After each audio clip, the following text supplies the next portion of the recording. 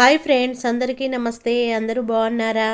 ఈరోజు నేను ఎగ్ దమ్ బిర్యానీ చేస్తున్నానండి. నా వీడియోకి లైక్ కొట్టడము మర్చిపోకండి. నా ఛానల్ సబ్స్క్రైబ్ చేసుకోండి. బెల్ సింబల్ వస్తుంది, దానిపైన క్లిక్ చేస్తే ఆల్ అనే ఆప్షన్ వస్తుంది.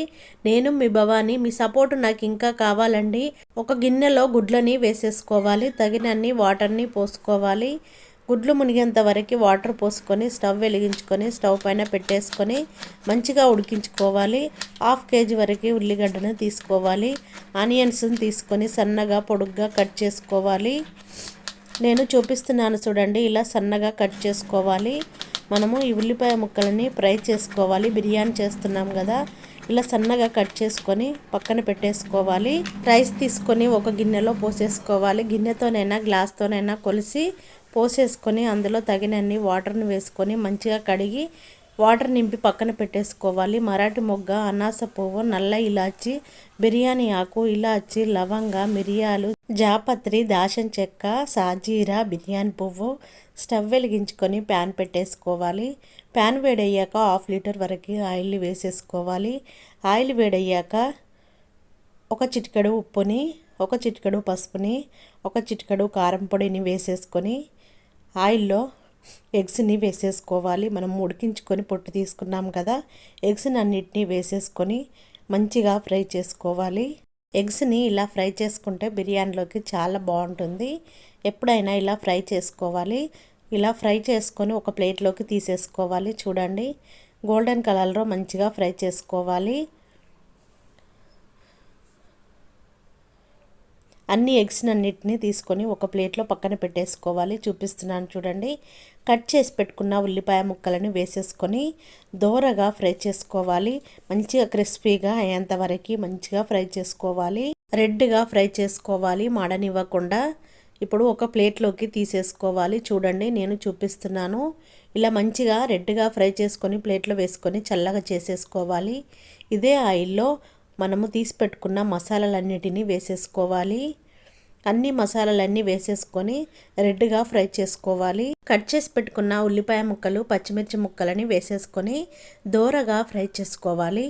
మొత్తము మిక్స్ అయ్యేలా కలుపుకోవాలి.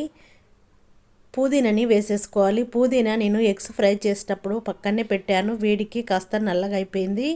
పుదీనాని మొత్తము వేసేసుకోవాలి. ఒక కట్ట కొత్తిమీరని చిన్నగా కట్ చేసి వేసేసుకోవాలి. మొత్తము మిక్స్ అయ్యేలా కలుపుకోవాలి. ఫ్రెష్గా రెడీ చేసి పెట్టిన అల్లం వెల్లిగడ్డ పేస్ట్ని వేసేసుకోవాలి. అప్పటికప్పుడు రెడీ చేసుకొని వేసేసుకొని పచ్చి వాసన పోయే వరకు ఫ్రై చేసుకోవాలి. చాలా టేస్ట్గా ఉంటుందండి బిర్యానీ మాత్రము. కట్ చేసి పెట్టుకున్న టమాటా ముక్కలని వేసేసుకోవాలి. మంచిగా ఫ్రై చేసుకోవాలి. ఆయిల్ అంతా పైకి వచ్చేలా ఫ్రై చేసుకోవాలి. 1 స్పూన్ వరకు కారము, 1 స్పూన్ వరకు ఉప్పుని వేసేసుకొని మొత్తము మిక్స్ అయ్యేలా కలుపుకోవాలి. టమాటా మంచిగా ఉడికిన తర్వాత 1 కప్పు వరకు పెరుగుని వేసేసుకోవాలి. పెరుగంతా మిక్స్ అయ్యేలా కలుపుకోవాలి. పెరుగుని వేసుకుంటే బిర్యానీ చాలా టేస్ట్గా ఉంటుంది. 1 స్పూన్ వరకు గరం మసాలా వేసేసుకోవాలి.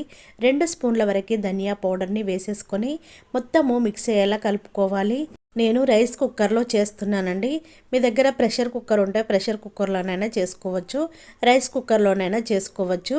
బిర్యానీ మాత్రము చాలా టేస్ట్గా ఉంటుంది. ఫ్రై చేసి పెట్టుకున్న మసాలానంతా కుక్కర్ గిన్నెలో వేసేసుకోవాలి. మొత్తము ఒకే లెవెల్గా వేసేసుకోవాలి. నానబెట్టుకున్న రైస్ని కాస్త వేసేసుకోవాలి. ఇది 2 స్టెప్పులుగా వేసేసుకోవాలి. రైస్ని నానబెట్టిన రైస్ని పొడి పొడిగా వేసేసుకోవాలి, లేదంటే అన్నము గడ్డలాగా అయిపోతుంది, ముద్ద ముద్దలాగా అవుతుంది. రైస్ని మొత్తము సల్లినట్టుగా పొడి పొడిగా వేసేసుకోవాలి. కట్ చేసిన కొత్తిమీర, పుదీనా వేసేసుకోవాలి. ఫ్రై చేసిన ఆనియన్స్ని వేసేసుకోవాలి. చేతితో నలిపి వేసేసుకోవాలి. మీరు కావాలనుకుంటే పచ్చిమిర్చిని కూడా వేసేసుకోవచ్చు. మా పిల్లలు తినరు, కారం అంటారు, నేను వేయట్లేదు. ఈ గిన్నెతో నేను 2 గిన్నెల రైస్ని నానబెట్టాను. కేజీ అయింది. 2 గిన్నెల వాటర్ని వేసేస్తున్నాను. గంట నానబెట్టాను నేను రైస్. 1 అవర్ పాటు నానబెట్టాను. 1 అవర్ తర్వాత నేను ఇప్పుడు బిర్యానీ చేస్తున్నాను. ఇప్పుడు ఉడికించిన గుడ్లనన్నిటిని వేసేసుకోవాలి. 2 గిన్నెల రైస్కి 2 గిన్నెల వాటర్ని మాత్రమే వేసాను. కరెక్ట్గా అవుతుంది అన్నము పొడి పొడిగా. ఇప్పుడు గుడ్లనన్నిటిని వేసిన తర్వాత కట్ చేసి పెట్టుకున్న కొత్తిమీర, పుదీనా వేసేసుకొని 1 స్పూన్ వరకు నిమ్మరసాన్ని వేసేసుకోవాలి.